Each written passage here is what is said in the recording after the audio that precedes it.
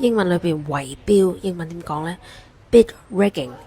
咧就係一個舞弊嘅過程啦。所以 rigging 咧就係圍標呢一啲唔公平嘅投標方法。你可以睇到咧，佢呢度寫嘅 Bid rigging is an illegal and serious form of anti-competitive conduct where two or more competitors secretly agree not to compete in a tender.Allowing one of them to be the winner， 即係佢哋咧係已經夾埋咗㗎啦嚇，即係扯貓尾咁樣啦嚇。Tender 咧亦都係投標嘅過程咁解嘅。Allowing one of them to be the winner 就係咧一邊同另一邊合作啦，令到另一邊咧睇落有一個咧叫做贏嘅一個表現嘅。This is achieved through tactics。Tactics 咧就係一啲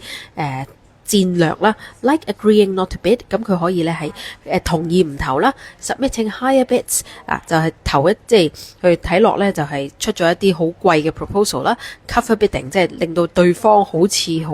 有競爭力咁樣啦，or taking turns winning contracts，bid rotation 即係話一次就 A 贏，一次就 B 贏咁樣啦。The outcome is higher prices for the party to solicit the bids and potentially lower quality goods and services 嘅意思即係話原來出咗嚟嘅結果咧，就係咧嗰啲叫做